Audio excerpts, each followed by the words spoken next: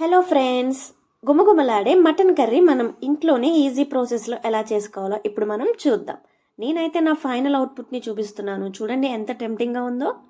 Okay, ఇక start చేద్దామా మరి. ముందుగా తెచ్చిపెట్టుకున్న మటన్ని చిన్న చిన్న పీసెస్గా కట్ చేసుకొని నీట్గా ఒక 2 టైమ్స్ సాల్ట్ వాటర్లో వాష్ చేసి పక్కన పెట్టుకోవాలి. నేనైతే కర్రీ కోసం 2 ఆనియన్స్ని తీసుకున్నా. 2 ఆనియన్స్ని చిన్న పీసెస్గా కట్ చేసుకొని ఆ ఆనియన్స్ని కూడా నేను పక్కన పెట్టుకున్నాను. ఇక్కడ స్క్రీన్లో చూపిస్తున్న ఇంగ్రీడియంట్స్ మొత్తం అన్నిటినీ మనం కర్రీ కోసం తీసుకోవాలి. ముందుగా ఒక ప్యాన్ తీసుకొని దానిలోకి కొద్దిగా ఆయిల్ వేసి ఆ ఆయిల్ హీట్ అయిన తర్వాత ముందుగా చూపిస్తున్న ఇంగ్రీడియంట్స్లో 2 లవంగాలు, 2 ఇలాచీ, కొద్దిగా దాల్చిన చెక్క, అలాగే కొంచెం జీలకర్ర.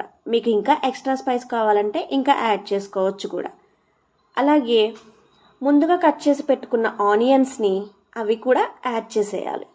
అలా యాడ్ చేసిన తర్వాత కొద్దిగా క్రిస్టల్ సాల్ట్ అనేది మనం ఆనియన్స్లో యాడ్ చేయాలి.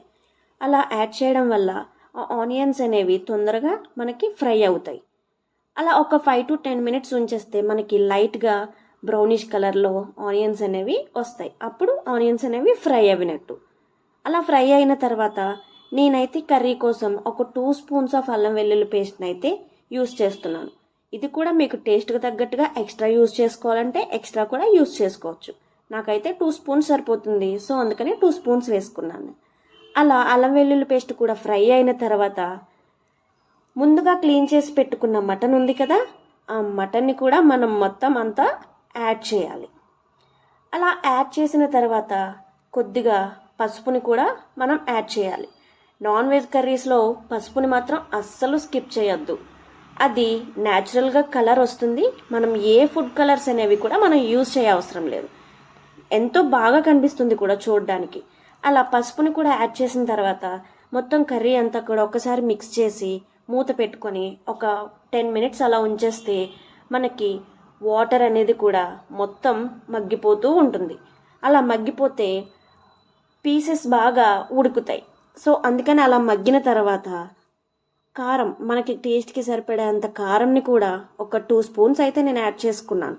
మీకు టేస్ట్కి తగ్గేలాగా కారం కూడా యాడ్ చేసుకోండి. అలా కారం ఫ్రై అయిన తర్వాత ముందుగా చేసి పెట్టుకున్నాను నేను జీలకర్ర ధనియా పౌడర్.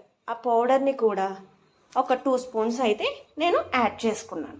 అలా యాడ్ చేసుకున్న తర్వాత అది కూడా ఫ్రై అయిన తర్వాత కొద్దిగా వాటర్ వేసుకొని కర్రీ మొత్తం కలుపుకొని ఒక్కసారి టేస్ట్ చూసుకోండి, సాల్ట్ అది లేదా సరిపోయిందా లేదా అని.